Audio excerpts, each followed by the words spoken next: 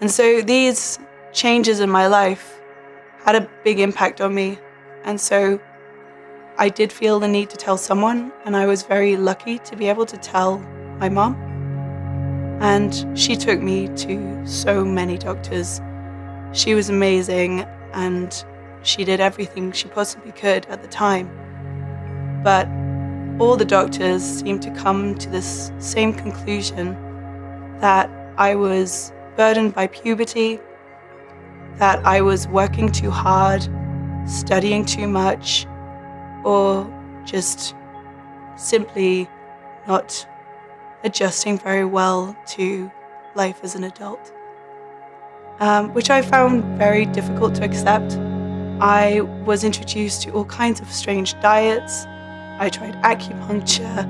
I even tried going to an eye specialist because I suspected that perhaps a strain on my eyes was causing the exhaustion.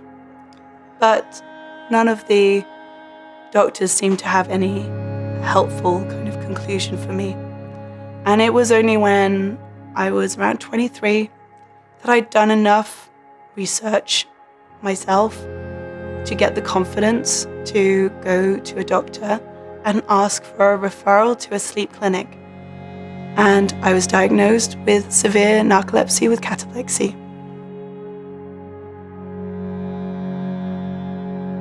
Narcolepsy is a chronic neurological condition that affects the sleep-wake cycle. It affects approximately 1 in 2,000 people. That's approximately 3 million people worldwide. There are several different symptoms of narcolepsy. These include excessive daytime sleepiness. So excessive daytime sleepiness are periods of extreme desires to sleep. And so in my case, when I was in the classroom, I didn't even realize that I was actually extremely exhausted. It's kind of the equivalent of having stayed up for about 48 to 72 hours. Then there's a symptom called cataplexy. Cataplexy is the loss of muscle tone, and it can be triggered by emotions such as laughter or exhilaration or surprise. And this is the type of symptom that I was experiencing when I was falling down whilst I was laughing with my friends. It varies, there are different degrees. So sometimes it's like a slackening of the jaw, and other times it's through the knees, through to a full paralysis on the floor, where you're unable to move for several seconds up to a few minutes. Another symptom of narcolepsy are hypnagogic and hypnopompic hallucinations. These often occur during falling asleep or waking up, and they can be really, really terrifying. Then there's sleep paralysis. This is the inability to move or speak upon falling asleep or waking up.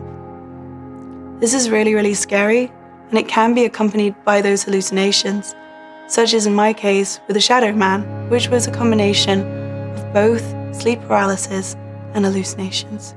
Finally, there's disrupted nighttime sleep. There's a misconception about narcolepsy that it means that you sleep all the time, when in fact, you actually also experience that your nighttime sleep can be pretty poor. I didn't realize that my nighttime sleep was so bad because I'd always slept on my own and I had nothing to compare it to. And that's why it's so important to see a sleep specialist. There are 2 types of narcolepsy: type 1 narcolepsy with cataplexy and type 2 narcolepsy without cataplexy.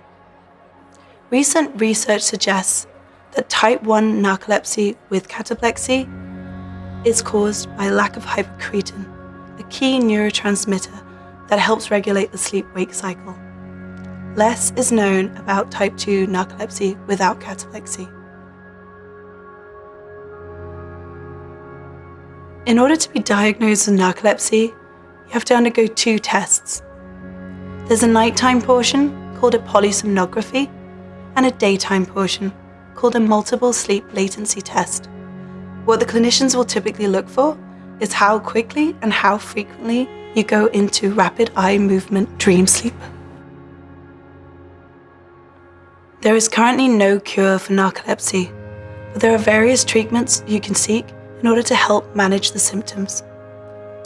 There are wake promoters and stimulant medications to help increase alertness during the day, and to help manage the excessive daytime sleepiness.